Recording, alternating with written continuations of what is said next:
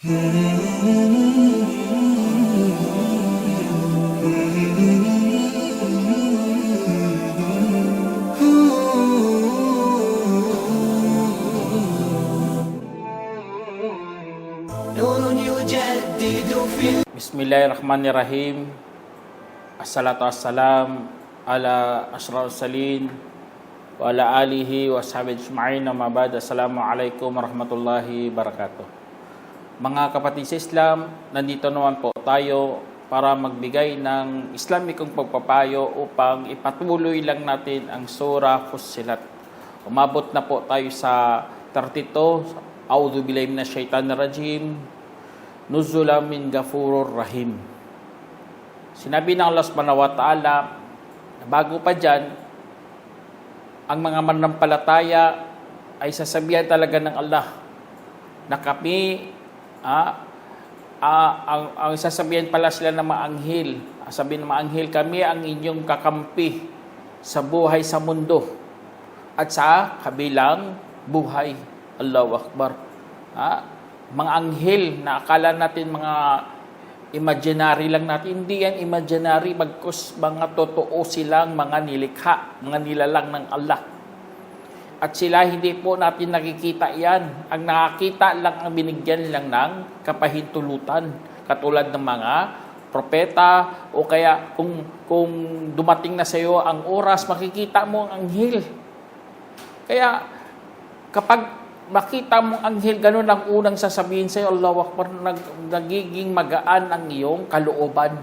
Kasi, syempre, kapag namatay ka, panibagong naman yun, sitwasyon, kalagayan, na hindi mo pa alam, baka ano pang mangyari sa'yo. Pero, bibigyan kanila ng magandang pagbabalita. Yun ang magiging kakampi sila, Allahu Akbar. Awliya. At mapasain nyo ang anumang ninanais ng inyong mga sarili. At mapasain nyo rin doon ang inyong mga hinihiling. Allah. Ibibigay lahat yun ng Allah Subhanahu wa Ta'ala. Ang inyong mga hiling, ganun na ganun ang kaloob ng Allah. Kaya sabi dito, Nuzulan min Ghafurur Rahim.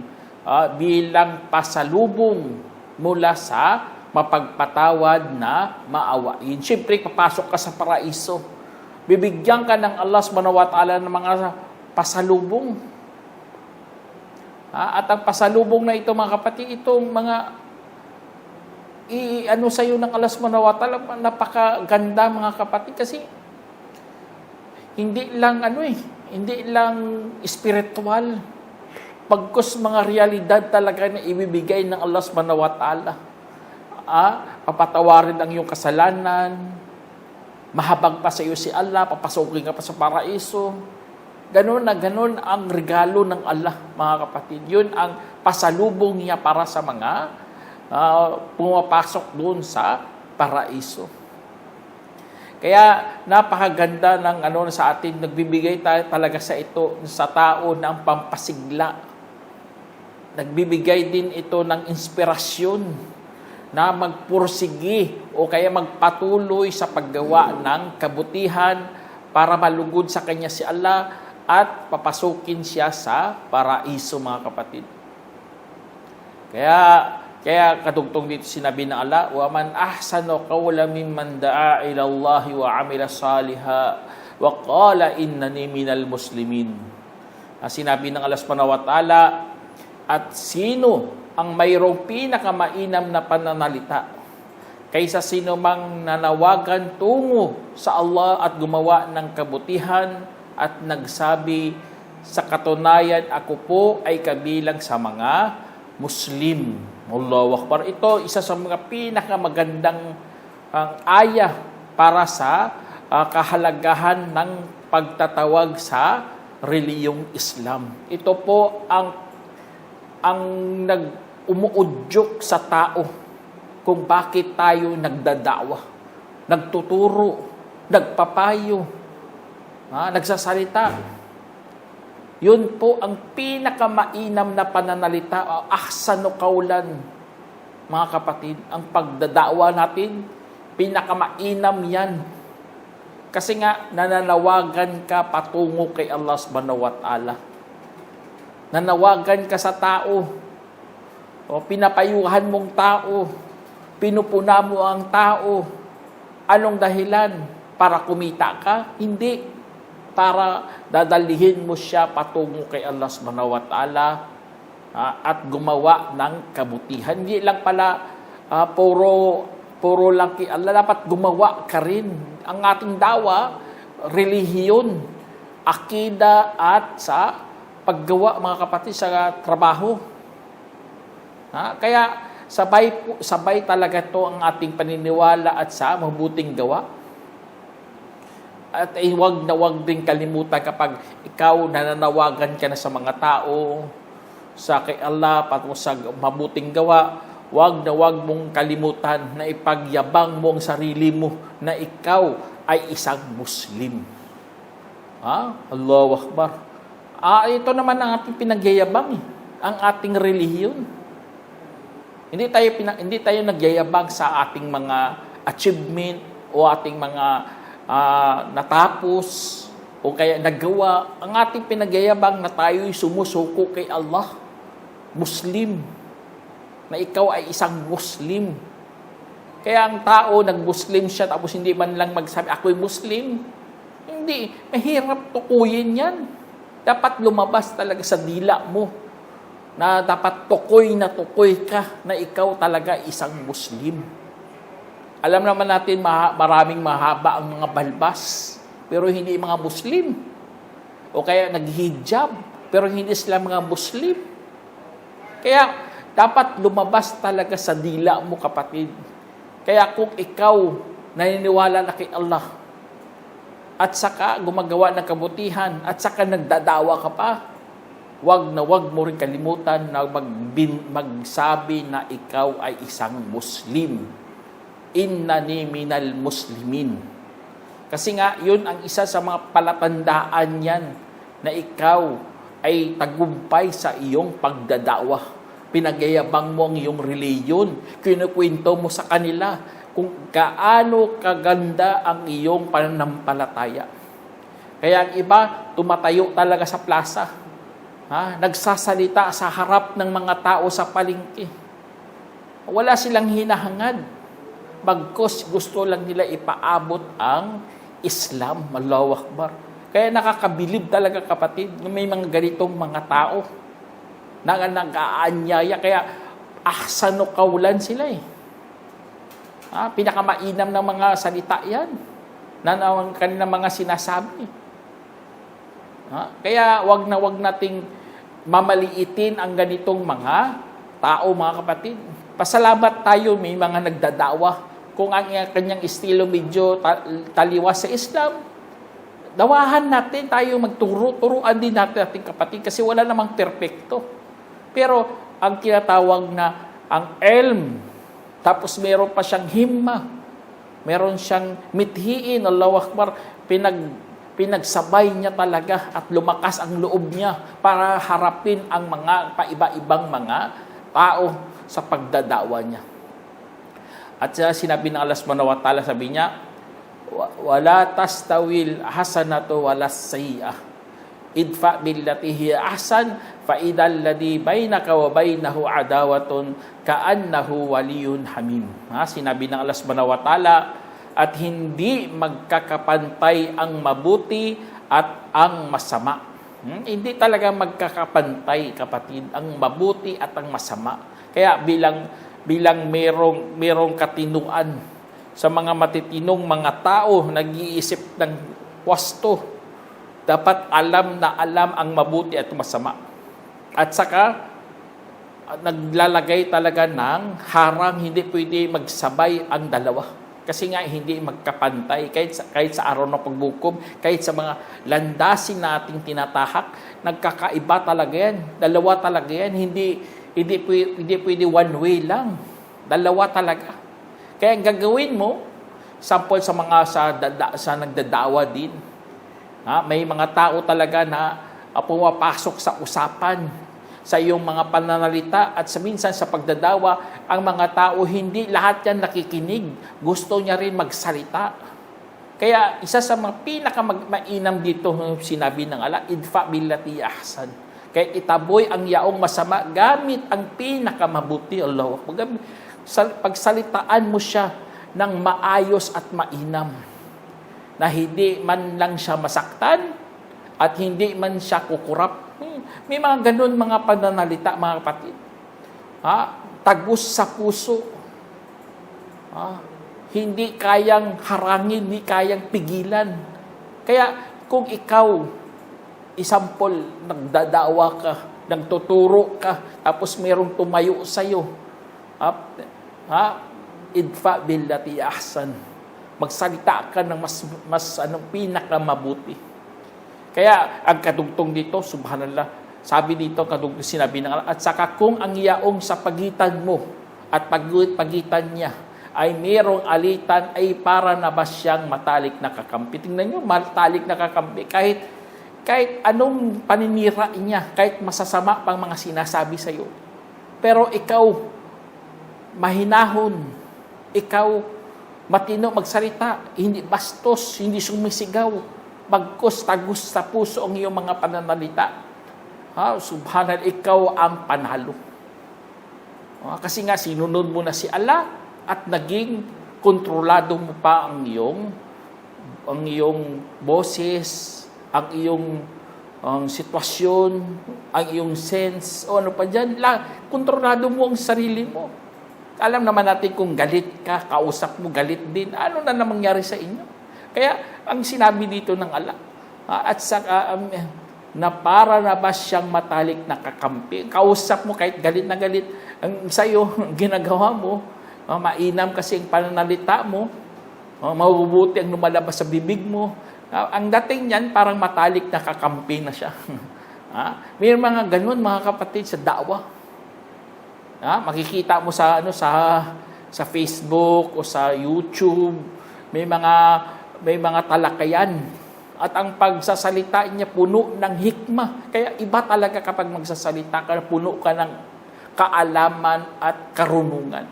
Tandaan niyo kapatid, ang pinakamagandang pagtuturo minsan, lalo na sa debate, punuin mo sarili mo ng kaalaman at karunungan. Hindi kaalaman lang. Dapat marunong ka talaga sa pagpili ng pananalita mo. Marunong ka sa paggamit ng mga kataga na binibitawan ng iyong bibig. Kaya yun isa sa mga para magiging matalik mo na kakampi ang kausap mo. Allahu Akbar. Kahit anong sigaw niya, siyempre may mga tao dyan nanonood. Pahala siya, hindi siya maniwala sa iyo. Ay importante ang mga nakikinig. Hindi mo naman lahat papayag sa iyong mga sinasabi. Pahala sa buhay niya. Ay importante ang mga nakikinig. At sinabi dito ng Allah subhanahu wa ta'ala, sa mga taong kontrolado talaga kanilang mga emosyon, sa pagdadawa, nagsasalita ng mga mabuti, sabi niya, وَمَا يُلَقَّاهَا إِلَّا الَّذِينَ صَبَرُوا وَمَا يُلَقَّاهَا إِلَّا ذُو حَظٍّ عَظِيمٍ. Sinabi ng Allah, at hindi ito makakamit maliban sa yaong nagtitiis at walang ginagawaran nito bukod sa tumataglay ng malaking bahagi. Subhanallah. Tingnan nyo, ang mga tao palang kontrolado ang kanilang emosyon sa pagdadawa. Hindi sumasabay sa mga kausap, mga balasubas ng mga kausap. Hindi sila sumasabay dyan, bagkos magsasalita sila, may kaalaman at mayroong kapayapaan, banayad, kontroladong emosyon. Sila po ay mga taong nagtitiis. Sanay sa tiis yan sila. Kahit anong banat mo sa kanila, kahit sasabihin mamamatay tao pa kayo, binabalik niya yan ng mga puno ng karunungan ng kanyang mga sagot. Sinasagot niya tagus sa puso, kapatid. At mga taong hindi ito makakamit maliban sa yaong nagtiis. Ibig sabihin, nagtiis yan. Ganito mga dai na yan. Binabanatan sila pero magsalita maganda, magtiis yan. At hindi yan ginagawaran maliban sa mayroong malaking bahagi. Ibig sabihin, napakadami na kanilang mga pagtitiis sa mga ganyang mga pangyayari. Kaya kung mga baguhan lang sa mga talakayan, sa mga debate, tapos napapasigaw din, masama din magsalita. Ibig sabihin, kakaunting bahagi pa lang ang kanyang naipon. Pero kung ikaw banayad, ibig sabihin, tumataglay ka na po ng malaking bahagi sa pag-uugali mo kasi nakokontrol mo ng iyong emosyon o kaya nakokontrol mo ng iyong mga pananalita. Marunong ka, mag-isip ka muna bago ka magsalita. Allah, ganun ang mga itinutukoy dito na malaki na ang kanyang taglay na bahagi. Tapos sinabi ng Allah subhanahu wa ta'ala, kadigtong dito para makontrol mo yung pag-uugali o kayong emosyon.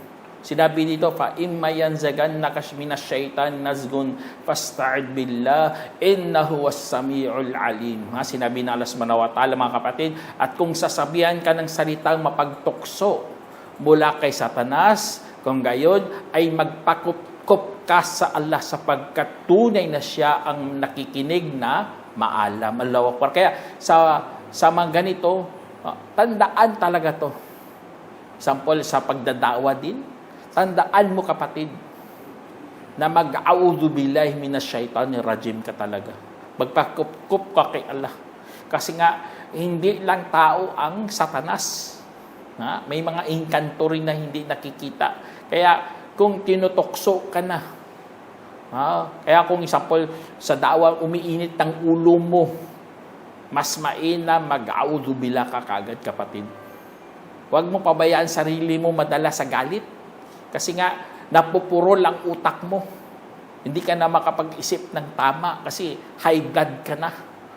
Alam naman natin kapag high blood ka, mabilis ang tibok ng iyong puso. Lumalabas ang iyong ugat dito kasi nga malakas ang pressure. Kaya, ikaw rin ang kawawa. Akala mo o nakapagdawa ka ng maayos pero naapektuhan pala ang iyong kalusugan. Kaya para magiging normal ulit, magsabi kagad ng a'udhu billahi minash shaitanir rajim. Kaya sa time ng galit na galit ka, mainam din to para kumalma ka po kapatid. Kaya alam ng Allah subhanahu wa ta'ala to. Kaya inutusan tayo na magpakup-kup kay Allah subhanahu wa ta'ala. Maalala mo ang Allah subhanahu wa ta'ala, kakalmang kalooban mo, at makapagsalita ka pa ng maayos. Allahu Akbar. Kaya, kadugtong sinabi ng Allah subhanahu wa ta'ala dito mga kapatid, sabi niya, amin ayatihil laylu wan nahar wasyamsu wal qamar la tasjudu lisyamsi wala lil qamar wasjudu lillahi alladhi khalaqahunna in kuntum iyyahu ta'budun. Sinabi ng Allah subhanahu wa ta'ala, at isa sa kanyang mga palatandaan ay ang gabi at umaga at araw at buwan. Kaya't huwag kayong magpapatira pa sa araw at sa buwan. At magpatira pa kayo sa Allah at nayaong lumikha ng mga ito. Kung kayo nga'y mga sumasamba sa Kanya. Kaya po mga kapatid sa Islam, tayo may mga paratang ang ibang mga hindi Muslim. Sabi nila, mga Muslim nagpapatira pa sa buwan kasi ang sign ng masjid ay buwan, kaya dinudiyos raw yan ng mga Muslim. Sabihin mo, ang Allah nga nagsabi wag kang magpapatira pa sa buwan tapos sasambahin pa natin ang buwan. Hindi yan totoo na ang Allah moon God. Gawa-gawa lang yan sa kasaysayan. Sa Islam, ang Allah ay ang Allah. Diyos yan, pangalan ng Diyos, proper name ng Diyos. Kaya sa atin, ang utos ng Allah subhanahu wa ta'ala, sa Kanya lang tayo magpapatira pa. Alam naman natin ang pagpapatira pa, yan ang tanda ng pagsamba. Kaya sa time natin, pinagbawal na magpapatira pa kahit kanino. Kahit ang propeta Muhammad salam, sabi niya, kung meron lang karapatan na magpatira pa ang sino man sa inyo, uutusan ko mga kababaihan na magpapatira pa sa kanilang mga asawa. Tingnan nyo, kung kaya lang ng propeta, papatira pa niya sana mga asawa sa kanilang, mga babae sa kanilang mga asawa. Pero wala na nga Stop na. Kasi nga, nauukol lamang yan ang pagsamba kay Allah subhanahu wa ta'ala. Dapat uukol natin. Kaya sa ating mga sala, pagpapatira pa tayo, walang mga ribulto, walang mga imahe sa loob ng masjid. Bawal na bawal yan. Kaya sa Islam, kung papasok tayo sa mga masjid, mapapansin mo talaga na parang normal lang. Walang gaano-gaano. Walang mga ribulto. Gugulat nga sila eh. Bakit walang ribultong bahay-sambahan nyo? Tapos, napaka-sensitive nyo sa panalangin nyo. Talaga kayo, focus na focus. Allahu Akbar. Kasi nga, ganun po tayo sumamba sa Allah. Ang pagsamba natin, inuukol lamang sa Kanya. Doon ang nagpapakita na meron tayong tauhid. Kaya kung sumasamba ka pa sa mga Diyos-Diyosan, hindi ka maitawag na tagasamba ni Allah. Kasi nga, bakit ka mayroong ribulto? Kaya sa Islam, dapat ang bahay walang mga picture. Tinatanggal natin yung mga picture. Kapag may picture ang bahay mo, walang makakapasok na mga anghel. Tingnan nyo, ganun na ganun. Kasi nga, umaakyat yan sa shirk. Kaya mga family picture, hindi yan dapat nilalagay dyan sa pader. Hindi binibitin dyan sa pader, mga kapatid, o nilalagay sa makikita ng tao. Dapat naka-album yan. Dapat kung meron kayong mga family picture, naka-album o kaya sa cellphone lang. Huwag nyo ilagay dyan kasi mga anghel di nga makakapasok. Ang binigyan lang ng pahintulot ang mga kabataan na maglaro ng kanilang mga manika o ano pa dyan. Basta kahit may mukha pa yan, basta laruan, walang problema. Kasi nga, hindi pa siya, walang pananagutan pa ang mga kabataan. Pero kung matanda ka, naglalaro ka pa ng mga doll, meron ka pang collectible item, subhanallah, ribulto na yan eh. Kaya sa Islam, inutusan talaga tayo magpapatira pa kay Allah para maitanim yan sa puso mo na ikaw po ay hindi musyrik, hindi pagano. Kaya yun ang sagisag natin. Tapos kaya kung nag-utos ka na sa tao, nagdadawa ka, sinabihan mo sila lahat, magsamba lang kayo kay Allah. Pero ano mangyari sa kaya? Katulad dito sinabi ng Allah bilang panghuli, sabi niya, فَإِنِسْتَكْبَرُوا فَالَّذِينَ عِنْدَ رَبِّكَ يُسَبِّحُونَ لَهُ بِاللَّيْلِ وَالنَّهَارِ وَهُمْ لَا يَسْأَمُونَ. Subhanallah, sinabi ng Allah subhanahu wa ta'ala, at kung sila ay nagmalaki, kung gayon ang yaong mga nandoon sa iyong Panginoon, lumalawalhati para sa Kanya sa gabi man at umaga, habang hindi sila nagsasawa. Subhanallah, hindi nagsasawa ang nandoon kay Allah na sumasamba sa Kanya. Kaya kung mga Muslim tayo, tapos nagdadawa ka pa, kung hindi sila maniwala, hindi sila mag-Muslim, pabayaan mo yan. Lalo na ang mga nagmalaki, walang pilitan sa religion. Ang importante na iabot mo na ang mensahe ng Islam. Kung hindi sila maniwala, huwag kang magsawa kasi nandoon kay Allah. Mga anghel o ano pa dyan, mga nilikha ng Allah, hindi nagsasawa sa pagsamba sa Kanya. Allahu Akbar. Kaya alhampasalamat talaga tayo, mga Muslim po tayo. Pinagkalooban tayo ng pananampalataya na meron pa tayong kalusugan, may oras pa tayo sa pagpapatira pa kay Allah.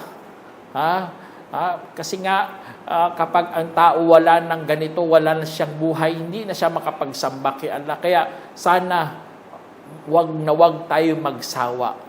Magsawa ka man, dapat dadalhin ka sa mas mainam. Hindi nagsawa ka nga, pero nagdinala ka naman sa kapahamakan o kaya sa kahamakan. Hindi dapat ganun. Dapat dadalhin ka sa mas mainam. Example, nagsawa ka na, ang sunna mo, dalawa lang. Dapat, nag-isip-isip ka na magsunna ko ng marami sa Fajr, Duhur, Maghrib, Isya. Yun, ganun. Dapat ganun ang pagsawa mo, dadalhin ka sa mas mainam. Hindi dadalhin ka sa, hindi ka na talaga magsala. Kasi nagsawa ka na. Auzubillah. Kaya sana meron kayo napulutang aral mga kapatid. Hanggang dito na lang. So, Assalamualaikum warahmatullahi wabarakatuh.